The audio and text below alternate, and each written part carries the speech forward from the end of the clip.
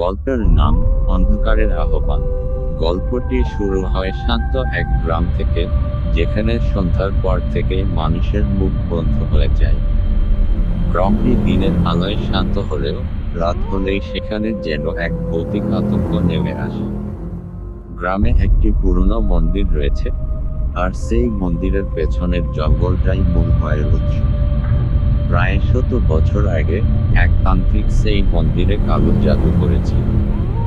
সেই জাদুর প্রভাব মিটে গেলেও তান্ত্রিকের অভিশাপ ছাড়ার মতো সেই জঙ্গলে থেকে গেছে। গ্রামের বড়রা বলতেন, রাতে যদি কেউ সেই মন্দিরের দিকে যায় তাহলে আর ফেরে না। আর যারা ফিরেছে তারা চিরকাল ভীত আর ভয়াবহ স্বপ্নে ভোগে। গ্রামবাসী এই ভয়ঙ্কর অভিশাপকে সম্মান দিয়ে মন্দিরের দিকে যাওয়া এড়িয়ে চলত। কিন্তু রবি, একজন সাহসী যুবক, এসব কুসংস্কারে বিশ্বাস করত না। সেই গ্রামের বাইরে শহর থেকে পড়াশোনা করত, আর ছুটিতে বাড়িতে এসে বন্ধুদের সাথে এই অভিশাপ নিয়ে হাসি ঠাট্টা করত।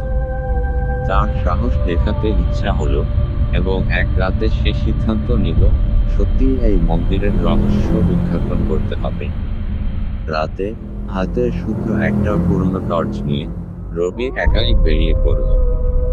আকাশ ছিল মেঘাচ্ছন্ন, চারপাশে পিনপতন নীরবতা।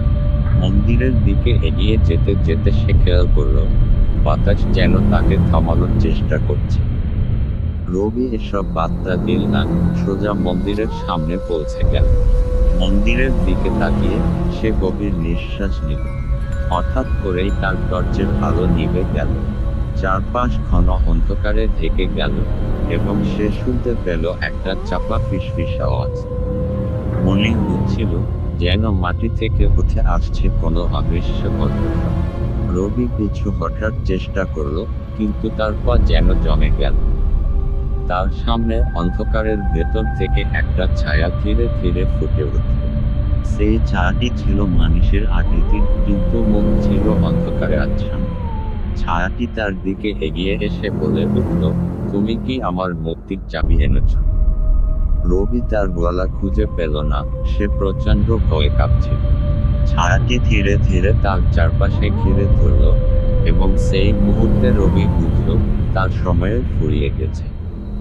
ছায়াটি তাকে সম্পূর্ণ গ্রাস করে ফেলল, আর তার চিৎকার শোনা গেল পুরো গ্রাম। কিন্তু কেউ তাকে উদ্ধার করতে পারেনি। সেই রাতের পর থেকে রবিকে আর কেউ খুঁজে পায়নি। তবে মাঝে মাঝে মন্দিরের পেছনের জঙ্গলে হাওয়ার সাথে মিশে একটা ফিসফিস আওয়াজ শোনা যায়, যেন কেউ মুক্তির জন্য ডাকছে। গ্রামের লোকেরা সেই রাতের কথা মনে করে এখনো কাঁপে। শেষ। ভিডিওটি ভালো লাগলে একটা সাবস্ক্রাইব করে পাশে থাকা বেল বাটনটি প্রেস করে রাখুন। আর সবাই কমেন্টে জানান কেমন গল্প পছন্দ আপনাদের। সবাই ভালো থাকবেন ও সুস্থ থাকবেন। আল্লাহ হাফেজ।